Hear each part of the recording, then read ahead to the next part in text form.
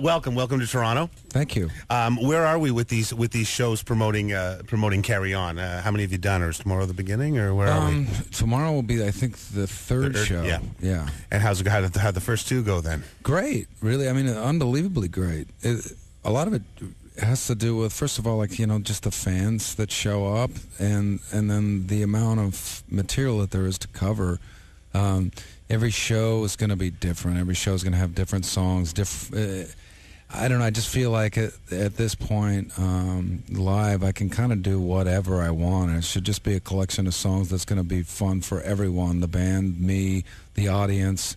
And not just kind of try to find a working set list that works the crowd and then we just repeat it night after night. Just enjoy the fact that I've got so many songs and so many albums to farm from, as well as like a new album that's 14 songs long, and I can fit all the songs in. Exactly, and until people hear the new record, you don't even have to worry about crossing that bridge. So That's the whole thing. Okay, let's bring everyone up to speed.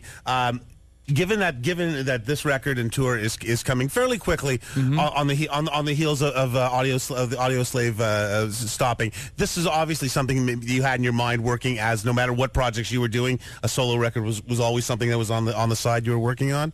Yeah, I mean, I hadn't started working on it, but it was something that I had sort of thought about setting time aside to do, which was pretty hard with Audio Slave because we were very busy. 3 records is like really quick. Yeah, so this actually, Carry On, is my 4th record in 5.5 years. Right.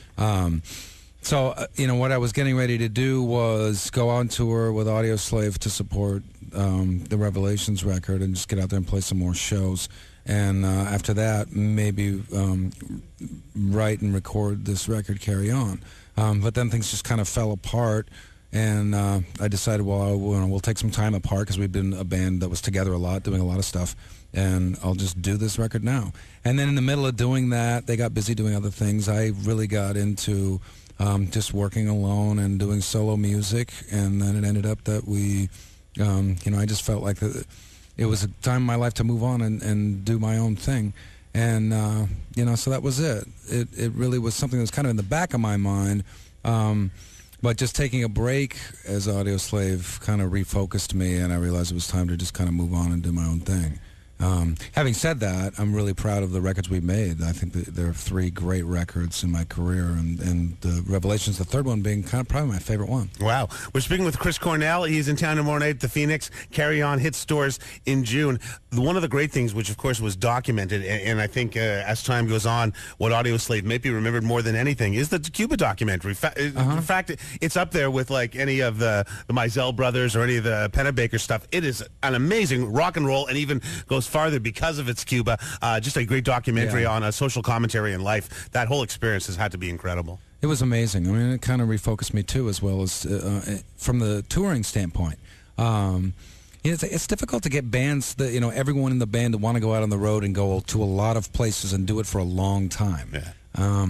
And that's something that I really want to do. And going to Cuba really refocused that energy, too, because I also took another trip to Southeast Asia and the Maldives, which is a country in the middle of the Indian Ocean, and found that I had a lot of fans there simply because they would walk up to me and say, "Hi, we're fans of yours." And I realized, there's people all the way here in the middle of the Indian Ocean that are fans. There are people in a communist country like Cuba that are fans, that know songs and actually have recordings or records. And it's a privilege to be a musician and be able to travel around the world and play for all of these people and see all these places, because there are a lot of jobs where you'll never be able to do that. It just won't work out for you. Right. So, I don't want to take that for granted or overlook the fact that I get this opportunity. So, I'm going to spend probably the next 2 years traveling around playing in support of Carry On and just celebrating the 20 years of making records. We are here with Chris Cornell. We got tons to talk about. Before we talk about the new record, can we play No Such Thing here, and let's get everyone on the same page for the new stuff? You sure can. This is No Such Thing, brand new Chris Cornell on 102.1 The Edge.